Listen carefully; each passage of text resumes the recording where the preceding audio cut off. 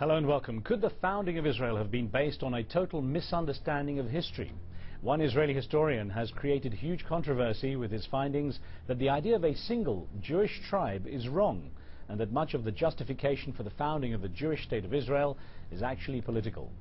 When the nation of Israel came into existence in 1948, it was the culmination of centuries of dedication by Jewish nationalists to the idea that their people must return to a land from which they'd been exiled almost 2,000 years earlier. But many modern archaeologists and historians have begun to doubt whether or not this event really happened. Other discoveries are shedding new light on key past events of the Jewish people in the Holy Land and creating some uncomfortable dilemmas for those who live there now. Joining me to discuss this from London, its theories and the controversy he's stirring, is Shlomo Sand, a professor of contemporary history at Tel Aviv University and author of the book The Invention of the Jewish People, which was on the bestseller list in Israel for several months and has recently been translated into English.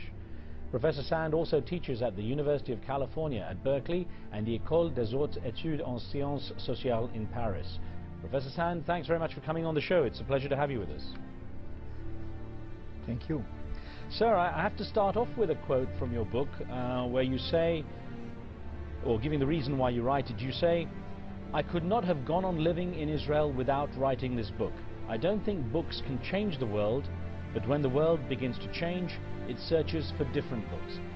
Considering what you've written in this book, you can't be very popular among many Israelis right now, and I wonder what difference you think you're going to make putting these views forward. What difference will it make to the situation in Israel? As I said, I am not sure that books can change the world. But, you know, with this conflict, without ending, with this conflict, I have a pessimist position. But I thought that it's very important to say something about a myth that gives birth to the Israeli state, and why this myth that helped to create Israel, this same myth can destroy Israel. You see, this ethnic myth. And this is a part of my book.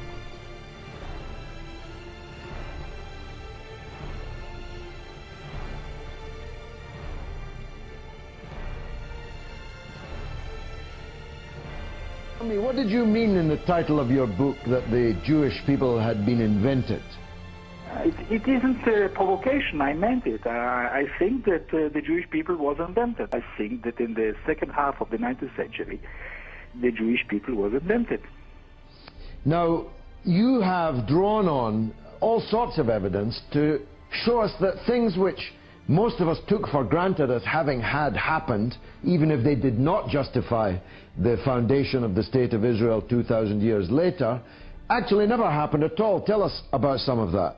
One thing, to take for example the exile. You see, the exile is so important to the Jewish history. Everybody knows that the Jewish were exiled 2,000 years ago. But, you know, when I started to work about it, I was surprised not to find even one book, one research book about the exile. The exile of the Jew in the beginning of our time didn't happen. Now, it shocked a lot of people. It shocked myself when I started to work about it, but the Jewish were never exiled from Palestine.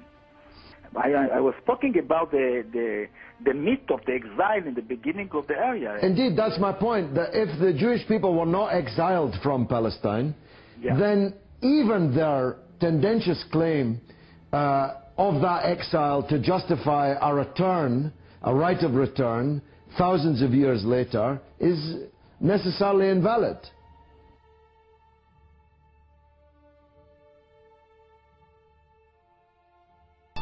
Basel, in Switzerland, have possibly something to do with how it all went wrong.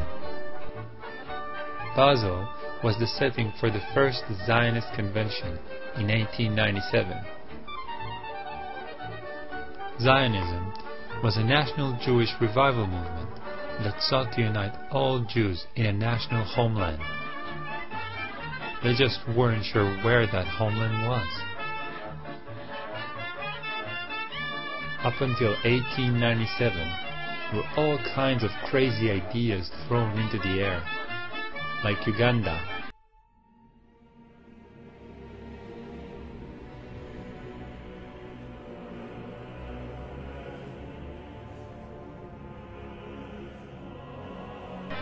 In Basel, however, the Zionist movement decided on an ideal and historically relevant location: Palestine. But what if the people who were already living in Palestine didn't want to have a national Jewish home set up in their country? See? Indeed, I do. Now tell us some of the other myths that you basically bust in this important book.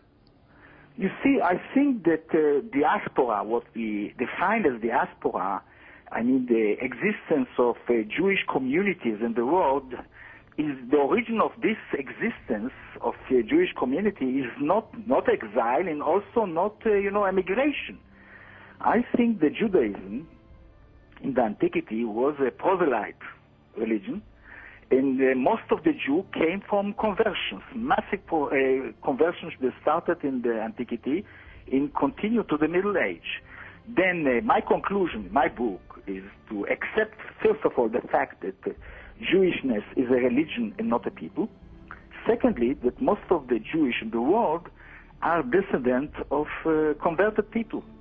I don't think it's a shame to be a descendant of conversion, and I think that most of the Jews in the world are descendants of conversion. Now, in my book, I put it very, very in extreme, to put it against this myth of the Israeli society today, that they find themselves as a kind of ethnic, you understand? Jewish, most of the Israelis believe that they are a direct descendant of the kingdom of David.